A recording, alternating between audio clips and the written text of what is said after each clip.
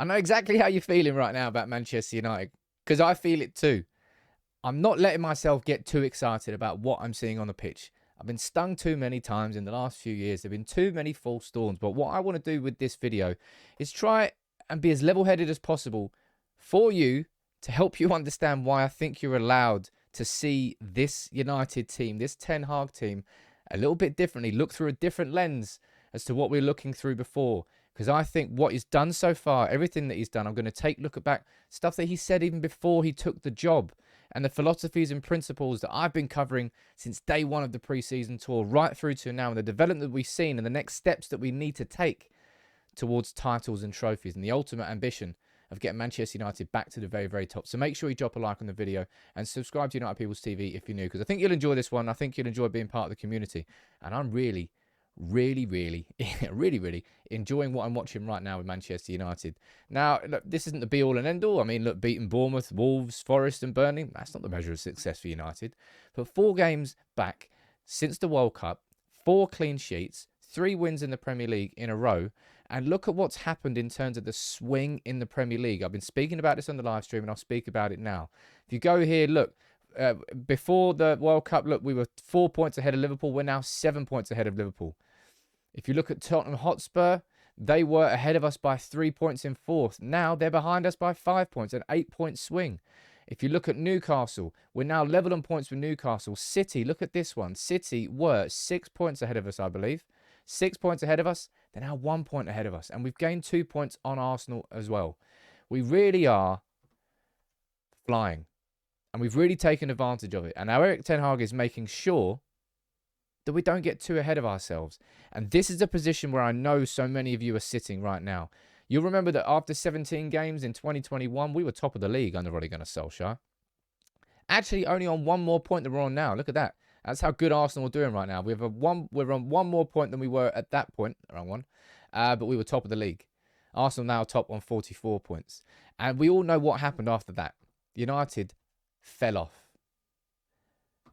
That's not going to happen under Erik Ten Hag. I'm going to go as far as to say that is not going to happen. I'm not going to say it might not happen. I'm saying that's not going to happen. And that's what I want to speak to you about in this video. Because let's rewind to before Erik Ten Hag got the job and the videos that I did where I ran through the philosophy of Erik Ten Hag. And this is one of the fundamental things that Ten Hag spoke about the importance of training. I want to take a look at what Ten Hag had to say and how we've seen this come to fruition so far this season, this 6 months in charge. Om een elftal te laten functioneren. En dan gaan zoveel situaties en die moet intrainen. Je moet automatisme kweken. En voordat je daar bent, ja, je moet toch een juiste balans zien te vinden. Ja, dat kost gewoon tijd. En dat gaat met vallen en opstaan. En in dat vallen dan komen natuurlijk de kritische geluiden. En ja, die horen er ook bij. En ja, daar moet je mee omgaan. En wat belangrijk is, je eigen weg te blijven volgen. En dat wil niet zeggen dat je niet naar andere mensen moet luisteren. Maar als je als trainer van Ajax je oor laat hangen. En na al die geluiden en bewegingen om je heen, ja, dan ben je windvaan. Dan ga je alle kanten op. Maar uiteindelijk dan zullen de spelers het niet meer begrijpen. Now, Ten Hag really has had his speed bumps so far. The one thing he said there, before you can get all of this, you have to find the balance. And that's where our signings are really starting to make a difference. Casemiro, Martinez, Eriksen. You get the balance inside this squad. But he has focused on training since day one, hasn't he? If you look at the pre-season tour, the intensity of it was there from the beginning. And the players didn't really know what the fuck to do. You remember that picture of like Maguire and like Fred like spread on the floor? Absolutely spread-eagled. But he's been consistent. He's been consistent since day one. And he's talking about the message of the players, and that if you're going to start putting in different directions and there's going to be influences from different angles, the players won't understand. And that's something that really has changed at this football club. And the clarity that these players are playing their football with now. Now, we're nowhere near the final product yet. We still need to be better, so much better at passing out from the back with the ball. We still need to be better at pressing from the front. Those 2 characteristics are fundamental characteristics to Ajax's best team under Ten Hag, which we haven't properly seen yet. And that will come over time. But he focuses on training, and we're starting to see the fruits of that work now. Fruits of that work, does that make any sense? But look, in terms of this, look at this. I thought it was a really impressive stat, man. Man United have had 8 clean sheets so far in the Premier League this season, which equals our total from last season after just 17 games. But despite the positives that we all see, that we have seen, it's Ten Hag who is making sure these players don't lose focus. We need to play smarter. He said this after the win over Bournemouth. It's true with 3-0. I'm happy with that. But today was not our best game. We need to be smart and make great goals. But sometimes we are lucky. Ten Hag, he doesn't lose focus. And he hasn't. And he hasn't in the biggest of defeats, the 4-0 to Brentford, or the biggest of victories there, 3-0 and 2-0 and wherever else it will be. He doesn't lose focus on the ultimate overall goal. And this quote I really enjoy from Ten Hag. This is what he said after the Bournemouth game. We ended up with 2 departments, 1 attacking and 1 defending, and a big gap in between. It cost a lot of energy. And that focus on energy is something that Ten Hag he keeps saying and reiterating. He wants his team to control a game for the full 90 minutes so that you don't have to just sprint and run everywhere. You can just control it. And by doing so, over the course of a season, you're going to make yourselves better and better in bigger games where you need that intensity, where you need that extra 10% because you've been able to chill in other games. In terms of what's next, this, I think, is where Ten Hag, you could say, has his biggest challenge. He's had so many challenges so far, but he's got some big challenges coming up next. And in terms of his own development, I thought this part was always interesting from Ten Hag. Trainen is ervaringsvak. En naarmate je het doet, dan word je steeds rijper. En uiteindelijk kom je ook steeds weer tot nieuwe inzichten. En tenminste, als je ervoor open staat. Als je wil leren van je spelers, als je wil leren van andere trainers, als je wil leren van andere culturen, dan ontwikkel je als trainer. Ten Hag is so focused on development of everything, including himself. And I imagine he's learned quite a lot at Manchester United. Not all good things. Obviously, we've had the 4-0 against Brentford and we've had the game against Brighton. And there's other lessons that he's learned along the way this season. But I believe he's learning from any mistakes he's making. He's not really repeating them. I don't really think we should be seeing Maguire and Lindelof playing alongside each other again. I think Ten Hag has learned that now. I've just been so impressed by the consistency of his work and how the players are really, really buying into it now.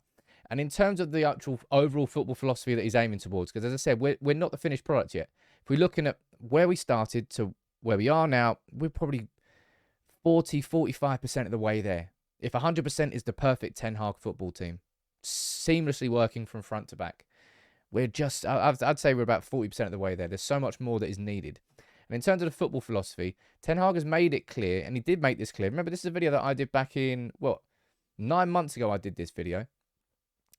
It's not always just about attacking football. Nee, want er zijn ook momenten, situaties, dat ik ook anders kan coachen.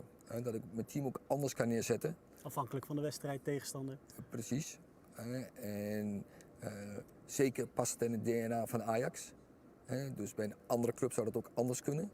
United. Maar ook Ajax moet zich soms ook andere strategieën eigen maken om heel succesvol te zijn. En af en toe, dan moet je ook tegenstander lokken. Oh, look at that. That's a horrible... Jeez, my camera there was abysmal. Talk about improving the quality. Yes, come on there. But this, I find as an interesting part. In terms of luring the opponents in, using different strategies. It won't always work out being the most brilliant footballing team. But ultimately, Ten Hag is trying to get this United team to believe that this is what they can achieve. Now, if you said at the start of the season that Manchester United at this point in the year, after 17 games, we'd be 1 point behind City, we'd be in the top 4, we'd be 5 points ahead of Spurs, we'd be 7 points ahead of Liverpool, we'd be 10 points ahead of Chelsea, we'd probably be like, okay, mate, cool, believe you. But that's where we are. Now what Ten Hag has to do is get these players believing that this is where they can get towards. Now, it's some way to get there, but it's all up there. It is all up there. Football is such elite sport. Sport in itself, life in general, is a mental game as much as it is a physical game. And we've seen the struggles of Rashford and the success of him this season because Ten Hag, I think, has really helped in there. And fingers crossed he does the same thing with Jadon Sancho. But I'm personally starting to believe a little bit. And I think that's why I'm doing this video. It is definitely why I'm doing this video. I'm starting to believe that Ten Hag really can take us there. And you know what Ten Hag is starting to do? This is something that really, I suppose, helps with that belief. Him taking over the under-21s might seem like a minor thing to you, but to me, it's him taking that next step down. He's deeper now. He's deeper in at Manchester United, and he wants to make sure that what he's doing, it's not just short term, it's long term. It's creating that pathway for the players to come through into the first team, and that when they're in the first team, they already know the Ten Hag style of football because they've already been trained in the identity of it for the last 2 or 3 years. I tell you what, as much as I'm believing now, it is these 2 games that will change whether or not that belief is genuine. We've got City at home on the 14th, and then we've got Arsenal away on the 22nd of January. You can have all these results that you want, right? You can beat Burnley, you can beat Forest, you can beat Wolves and Bournemouth, but ultimately it's these games where you go up against number 1 and number 3 in the table currently? No, number 2. I think they're number 2, Newcastle the 3rd.